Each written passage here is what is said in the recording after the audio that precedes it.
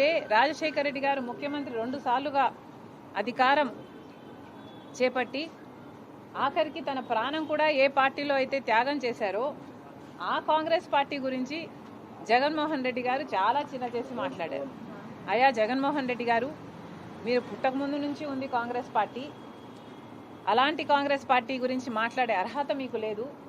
మీరు మాట్లాడదలుచుకుంటే మీ పార్టీ గురించి మాట్లాడండి, వైసీపీ గురించి మాట్లాడండి. వైసీపీ ఏం చేసిందో చెప్పండి.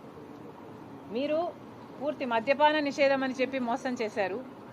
రైతులకు 3,000 కోట్ల ధర స్థిరీకరణ నిధి ఇస్తాము ప్రతి సంవత్సరము అని మోసం చేశారు. మెగా డిఎస్సీ అని మోసం చేశారు.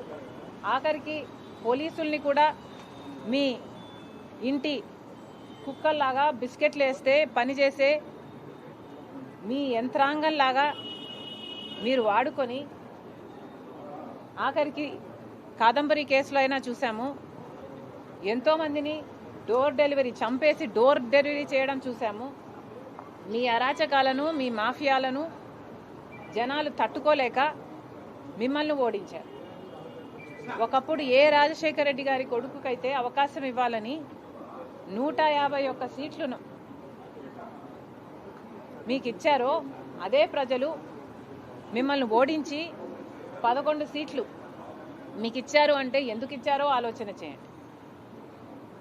ఆ 11 సీట్లు కూడా మీరు గెలిచిన ఎమ్మెల్యేలుగా ఉండి మీరు ఎమ్మెల్యేలుగా అసెంబ్లీకి వెళ్ళకపోతే మీరు ఎందుకు గెలిచారో ఆలోచన చేయండి.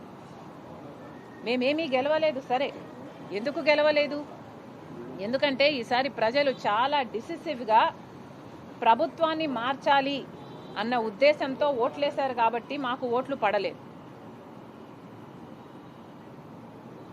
ప్రజలలో కాంగ్రెస్ పార్టీ పట్ల ఆదరణ లేదు అనడానికి వీల్లేదు. ఎందుకంటే దేశంలోనే చూస్తున్నాం, కాంగ్రెస్ పార్టీ ఎదుగుతుంది.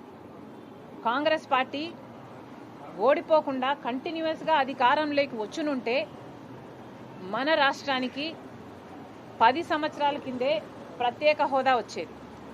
దాదాపు 1,50,000 కోట్లు విలువ చేసే విభజన హామీలు అన్నీ కాంగ్రెస్ పార్టీ నెరవేర్చుండేది. దురదృష్టం కాంగ్రెస్ పార్టీ రాలేదు. ఈసారి కూడా కాంగ్రెస్ పార్టీకి ఓట్లు ఎందుకు పడలేదు అంటే మీ పుణ్యమే. కాంగ్రెస్ పార్టీ కేవలం ఇంత డెసిసివ్గా ఓట్లు ఎలక్షన్లు జరిగాయి కాబట్టే మిమ్మల్ని అధికారంలోంచి దించడానికి ప్రజలు నిర్ణయించుకున్నారు కాబట్టే ఈసారి చంద్రబాబు గారికి ఓట్లేసి గెలిపించారు. కాంగ్రెస్ పార్టీకి అభిమానులు లేక కాదు. మళ్ళీ చెప్తున్నాం, జగన్మోహన్ రెడ్డి గారు నిన్న ఏదైతే బడ్జెట్ మీద ప్రెస్ మీట్ పెట్టి చెప్పారో వాస్తవానికి అది అసెంబ్లీలో ఫ్లోర్ ఆఫ్ ద హౌస్ మీద జగన్మోహన్ రెడ్డి గారు మాట్లాడాల్సిన విషయాలు. మరి జగన్మోహన్ రెడ్డి గారు అసెంబ్లీలో మాట్లాడకుండా ప్రెస్ మీట్లో చెప్తే మేము అంతకంటే ముందు అంతకంటే బాగా ప్రెస్ మీట్ పెట్టి చెప్పాం బడ్జెట్ గురించి. మరి మాకు జగన్మోహన్ రెడ్డి గారికి ఏమిటి తేడా? ఓట్లేసి గెలిపించారు, మీకు 38% ఉంది అని గొప్పలు చెప్పుకుంటున్నారే, అది కూడా ఉండేటట్టు మిగిల్చుకునేటట్టు మీరు వ్యవహరించటం లేదు, ప్రవర్తించటం లేదు. మళ్ళీ జగన్మోహన్ రెడ్డి గారికి చెప్తున్నాం, ఇన్సిగ్నిఫికెంట్ పార్టీ మాది కాదు, ఇన్సిగ్నిఫికెంట్ పార్టీ మీది, వైసీపీది. వైఎస్ఆర్ లేని వైసీపీది, ప్రజాక్షేమం లేని వైసీపీది. మళ్ళీ చెప్తున్నాం, వైసీపీ లీడర్లకు జగన్మోహన్ రెడ్డి గారికి, మీరు మెంబర్స్ ఆఫ్ లెజిస్లేటివ్ అసెంబ్లీ, అందుకనే ప్రజలు మిమ్మల్ని గెలిపించారు. మీకు అసెంబ్లీకి పోయే ధైర్యం లేకపోతే రాజీనామాలు చేయండి. రాజీనామాలు చేసి మళ్ళీ కావాలంటే రెఫరెండంకి ప్రజల దగ్గరికి వెళ్ళండి. రెఫరెండం కోసం ప్రజల్ని అడగండి. మీరు గెలిపించినా మేము అసెంబ్లీకి వెళ్ళము అని చెప్పి రెఫరెండంకి వెళ్ళండి.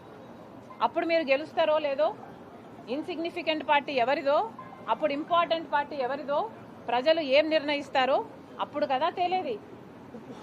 సిగ్గుండాలి కదా. మెంబర్స్ ఆఫ్ లెజిస్లేటివ్ అసెంబ్లీ అయ్యుండి మీరు అసెంబ్లీకి పోము అంటే మూర్ఖత్వం కాకపోతే ఏమిటండి ఇది? Madam, thank you. కూటమి ప్రభుత్వంపై కూడా చెప్పారు, ఖచ్చితంగా కొంతమంది పోలీస్ అధికారులు కానీ ఏదైతే సోషల్ మీడియా యాక్టివిస్టులపై కేసులు పెడుతున్నారో వారి ఏ అధికారులు అయితే ఉన్నారో వాళ్ళు రిటైర్డ్ అయినా కానీ సప్త సముద్రాల అవతల ఉన్నా కానీ తీసుకొచ్చి వారి మనల్ని శిక్షిస్తూ అంటారు. అహంకారం, ఇది అహంకారానికి వల్ల వచ్చే మాటలే ఇవి.